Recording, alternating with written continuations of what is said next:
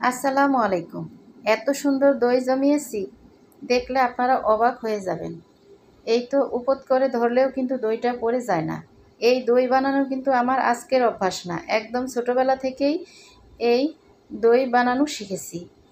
ছোটোবেলায় আমাদের গরু ছিল, সেই গরুর দুধ দিয়ে আমরা প্রায় সময় দই বানাতাম। আর আমাদের ভাই বোনদের বিয়ে হলে বাড়িতে অনেক দই বানানো হতো। সেখান থেকে কিছু অভিজ্ঞতা আছে ছোটোবেলা থেকে, এখন পুরোপুরি অভিজ্ঞতা নিয়েই আপনাদের সামনে হাজির হয়েছি। একটি প্যানে 1/4 কাপ চিনি দিয়ে ক্যারামেল করে নিব। ক্যারামেলটা যখন নাড়তে নাড়তে এরকম লাল হয়ে যাবে, তখন আমি 1 লিটার গরুর দুধ দিয়ে দিব। গরুর দুধটা দেওয়ার সাথে সাথে ক্যারামেলটা একদম জালি জালি হয়ে যাবে। এই তো ভিতরে চিট হয়ে যাবে ঠান্ডা দুধের সঙ্গে। এরকম চিনিটা একদম চিট হয়ে গিয়েছে ক্যারামেলটা।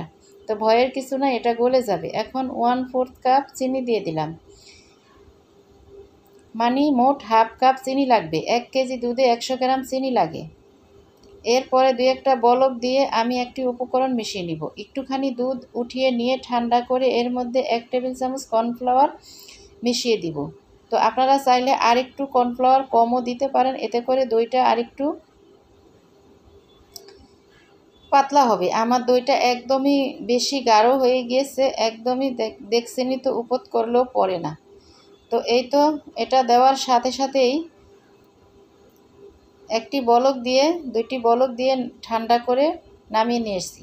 মানে খুব বেশি ঠান্ডা করা যাবে না, এটা কুসুম গরমের মতো আছে, যেমন হাতটা দেওয়া যায়, বেশি অনেকক্ষণ রাখা যায় না, এই অবস্থায় এখন আছে।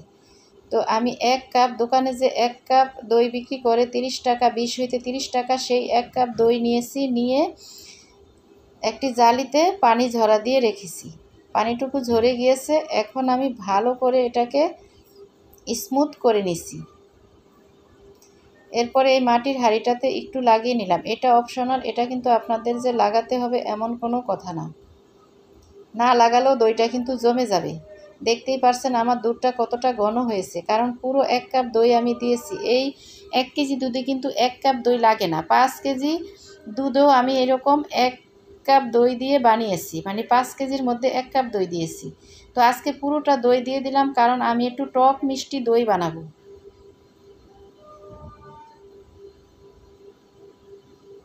এই তো দেখুন কতটা ঘন হয়ে গিয়েছে।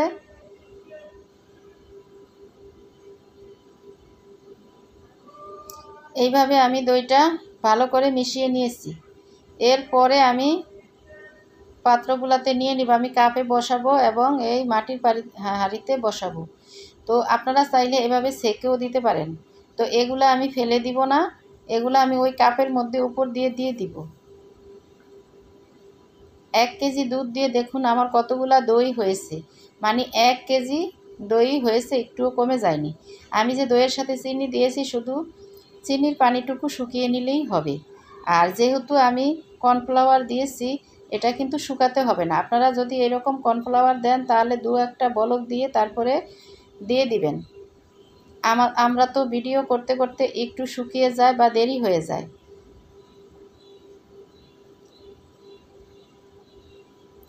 এখানে আমার 4 কাপ হয়েছে, আর হাফ কেজির একটি মাটির পাত্রের মধ্যে 1 পাতিল হয়েছে। এখন দইটা আমি একটি কম্বল মুড়িয়ে রেখে দিব সারা রাতের জন্য। এখন রাত্রে 1টা বাজে। সকালবেলা আমি ফিরে আসব এই দইয়ের কাছে। তো এইভাবে তাদেরকে ঘুম পাড়িয়ে দিব, আমিও ঘুমিয়ে যাব। একদম চুপচাপ তাদেরকে রেখে দিবেন, নাড়াচাড়া করা যাবে না সারা রাতের মধ্যে। সকালবেলা ফিরে আসব। তো এখন সকালবেলা দেখুন দইটা একদমই জমে গিয়েছে। এটা কিন্তু ফ্রিজে রাখা ছাড়াই দেখুন কোনো রকম মানে নড়াচড়া করছে না, একদম জমে গিয়েছে। এটা সকালবেলা দেখতে দেখতে আমার দেরি হয়ে গিয়েছে, কারণ রমজান মাস, ভোররাত্রে সেহরি খেয়ে একটু দেরি করে ঘুম থেকে ওঠা হয়। তো দেখুন একদম উপত করে ধরে রাখলেও পড়ছে না, ঠিক কাপের দইটাও কিন্তু পড়ে যায়নি। সেম পদ্ধতিতেও আমি আরও কয়েকবার দই বানিয়েছি, এরকমই সুন্দর হয়েছে। আরও দই রেসিপি পেয়ে যাবেন আপনারা যদি আমার চ্যানেলের সঙ্গে থাকেন। দই বসালে দই জমে না, অনেকেই বলেন যে দই জমে না, দই কিভাবে জমাতে হয়। আসলে দুধটার দিকে একটু নজর দিবেন। দুধটা যখন একটু গাঢ় হবে তখনই দইটা জমে যাবে, পাতলা হলে কিন্তু দই জমবে না।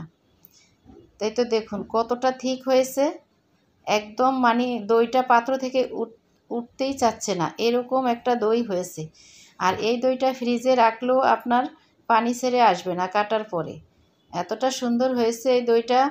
আপনারা চাইলে কর্নফ্লাওয়ার জায়গায় গুঁড়া দুধও দিতে পারবেন। তো এটা আমরা চিড়ার সঙ্গে খাবো, এমনিও খাবো। ধন্যবাদ, ভালো